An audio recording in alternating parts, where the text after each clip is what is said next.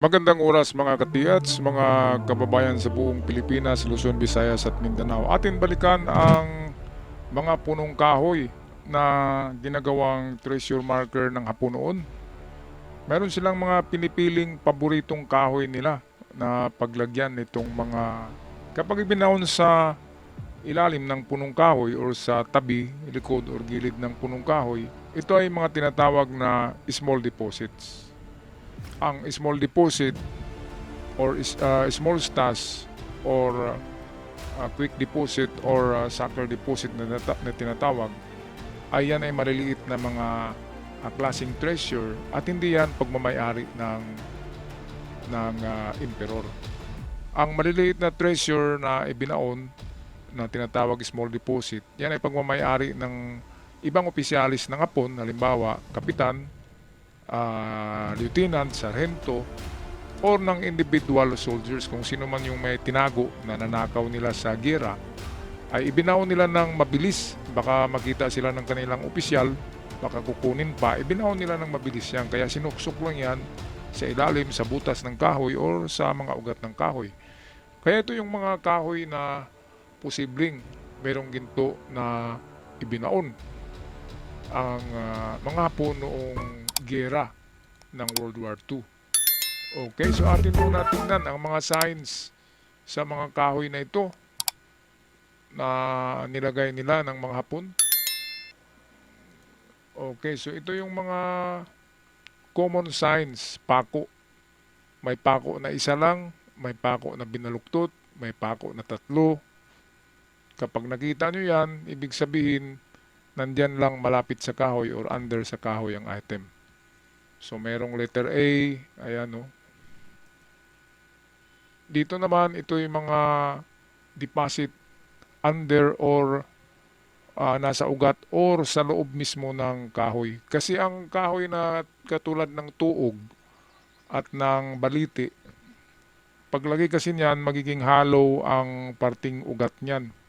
Magkaroon ng parang chamber doon, kaya magandang paglagyan ng mga tinatagong maliliit na deposito na ginto ng mga sundalo. So ito rin, no? Common din ito, itong sa A, B, C, D, E. Ayan, no? Sa kahoy din yan tinatatak. At kapag may ganyan na marka, ibig sabihin yan, under the tree, inside the tree, center of the tree, or near the tree. So yan lang yung mga possibility. Kapag ganitong marka ay kung hindi man sa loob o sa ilalim ng kahoy, ay malapit lang sa kahoy. So, itong susunod na picture, ito'y ako yan. Binisita ko yung nakuhaan dito sa amin na akasya. Yan yung sa gitna. Akasya yan. At ito'y dating sementeryo noong panahon ng giyera. Public cemetery. Kaya nilagyan ng Hapon. Meron pa kasing malaking krus dyan noon. Ngayon wala na. Kaya narinig ko sa mga matatanda noon na merong nakarecover ng gold mismo sa sa loob ng acacia tree. Kasi paglaki pala ng acacia ay magiging hollow din yung niya pag matanda na siya. Magiging hollow yung sa baba ng parte ng trunk. Merong parang chamber doon na pwedeng itago ang mga item. Ayan. So, umpisa tayo dito sa mga mukhang bonsai na kahoy. Wild bonsai tree. Kapag nakakita ang Hapon ng parang bonsai na old tree, mamangha sila diyan kasi mahilig sila sa kultura ng bonsai. Yung kanilang matatanda gumagawa ng maliliit na mga kahoy na hindi lumalaki. Yun yung tinatawag na bonsai, kahit 100 na maliit pa rin siya. So kapag nakakita sila dito sa Pilipinas ng parang bonsai tree tingnan, ginawa rin nila yan ng mga palatandaan o marker. Kaya sinuksok din nila dyan sa mga ugat or sa mga parte na may butas ang old tree. Kasi akala nila na makabalik sila within 1 year galing sa giyera. Akala ng mga sundalo na to na naglagay ay makababalik sila sa Pilipinas kung buhay pa sila at makuha nila yan. Kaya hindi na kailangan na maghukay pa sila ng malalim. Kasi nga ito yung mga individual soldiers, small deposit or quick deposit. Mabilis, madali na mga pagdeposito na hindi na kailangan maghukay. Tingnan lang yung kahoy kung may butas o isuksok lang sa ilalim ng ugat ng kahoy. Ang pagkakaiba ng term na giveaway at small deposit, ang giveaway ay parte yan ng general treasures. Sa isang general treasure site, nakadesinyo yan na cruciform na merong, halimbawa sa norte, merong giveaway doon, and then sa west, meron, and then sa gitna ay big deposit or bunker. Or minsan, nasa south ang big deposit na malayo sa tatlong giveaway. So all in all, kapag mga general or emperor treasures, ang disenyo niyan ay tatlong giveaway, isang maliit, dalawang maliit na giveaway at isang medium deposit. At ang pang-apat niyan ay ang tinatawag na bunker or pinakamalaking deposito na malalim at konkreto at secured, merong mga booby traps. Kaya tinatawag na giveaway ang mababaw lamang na pagkabaon ng Emperor Treasures. Giveaway kasi ibibigay talaga yan. Walang booby traps, walang water traps, walang sumasabog sa mga giveaway. Kasi yan ay giveaway nga ang term. Kahit sa Japanese map, nakalagay yan na giveaway. Kaya yan ang kinukuha ng mga bumabalik na Hapon dito sa Pilipinas. At hindi na sila naghukay ng bunker. Kasi ang bunker mapanganib at mahirap talaga makuha, malalim pa. So eto, dito sa atin sa Pilipinas ay mayroong ginawa ang mga Hapon sa maliliit pa na puno noon ng niyog. Gumagawa sila ng technique na paano ito mabaluktot. Hindi natin alam yan, pero marami kasing eksperto sa sa bonsai sa Japanese. Marunong sila kung paano baluktutin ang mga kahoy. Kaya meron silang mga deformed trees na iniwan. Pero meron ding natural deformed tree na nilagyan nila. Halimbawa yung nagsanga na coconut tree na nagsasanga, minsan lang yan, di ba? Nilalagyan din nila yan. Katulad dito sa pictures, parang ahas, nilalagyan yan. Itong naka-elbow na coconut, nilalagyan din yan. Ngayon, punta naman tayo sa pinaka-common na kahoy. Ito yung mangga or mango. Ang century mango ay marami na talaga ang nagakuha dyan sa century mango. Kaya kapag ang mango nyo ay 200-year-old or 150 years old, mahigit sa 100 years old, kandidato na yan na merong nakabaon na item. All you have to do is look around, tingnan nyo kung merong old na pako, na century na pako na malalaki na nakapako sa mangga. Kapag meron, 100% na merong ibinaon.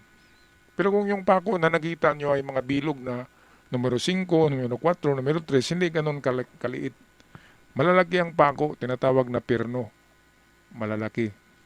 Kasing laki ng natin, ng hintuturo. Saka mahaba siya. Nasa 9 inch yan eh. 9 inch, 7 inches or 9 inches ang haba. And then malalaki siya. Karamihan yan ay kwadrado.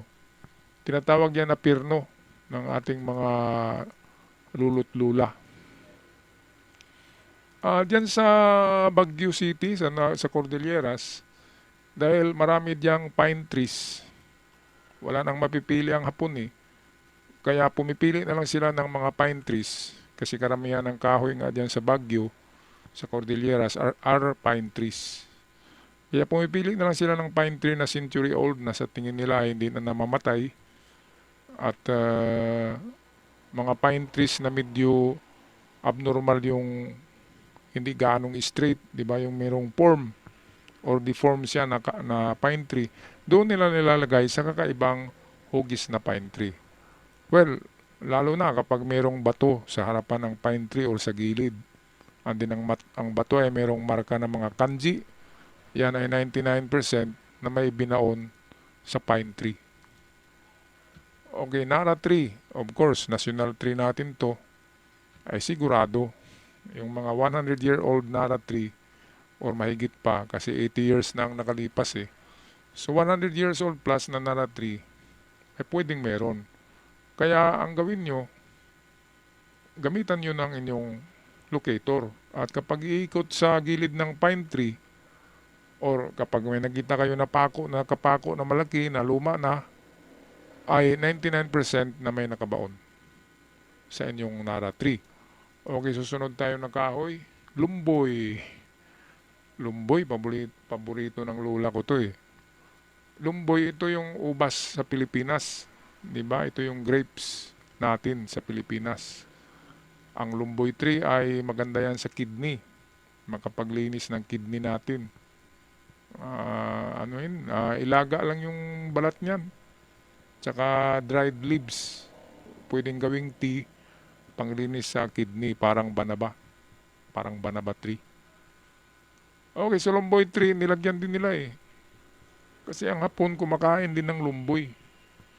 At nagustuhan nila ang lasa ng lumboy, so bilib na bilib sila sa lumboy. Kaya ang lumboy ay malalaki yan eh. Kapag matanda na ang lumboy tree, lumalaki yan. Kaya nilalagyan din ng Hapon yan. Kaya kailangan natin ng mga detectors or locators na manual. Yung mga mura lang. Kapag marunong kayong gumamit, makapag-locate yan ng buried treasures around the tree.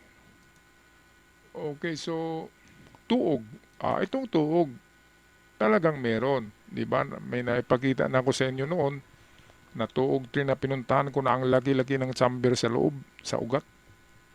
At merong nakuha na treasures doon dahil bakat na bakat eh, na merong kwadradong bakat ng box.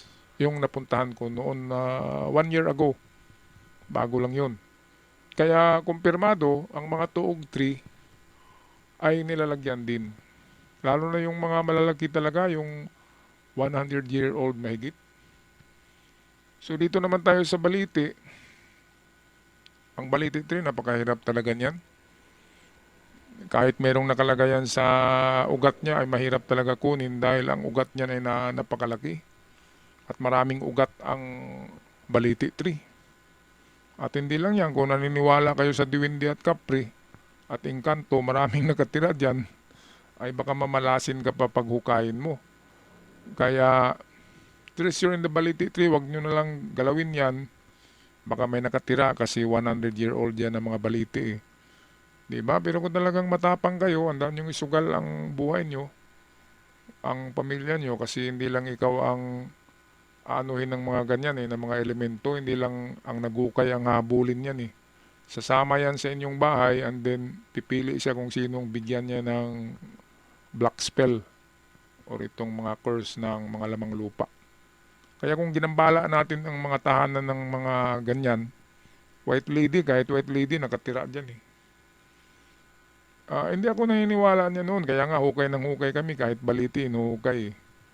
Pero meron talagang nangyari sa mga kasama ko, pinapanaginip sila, kahit sa panaginip sinusundan sila, kaya naniniwala na rin ako, wala namang mawawala sa atin. Kung maniniwala tayo diyan, di ba? Tuog tree. Yan example Ito yung personal na napuntahan namin na tuog tree. May mga pako to sa itaas. Ang mga pako, by the way, sa mga century-old tree, ang pako ay nasa itaas na yan. Dahil nung panahon ng gira, siguro yan ay 20 years old pa na kahoy or 10. So pagpako nila ay level ng kanilang ulo yung pako, ang pagmartilyo nila. Pero paglagi niyan, tumataas yan eh. Kaya ang mga pako ay nadadala papuntang itaas. Kaya kung maghanap tayo ng mga pako ng World War II na marker, hindi na yan eye level, hindi na yan eye level natin, kundi nasa itaas na yan. Okay, so yan yung isang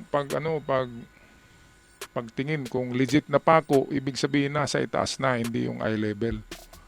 Kasi nagpapako sila noon ay level ng kanilang ulo eh.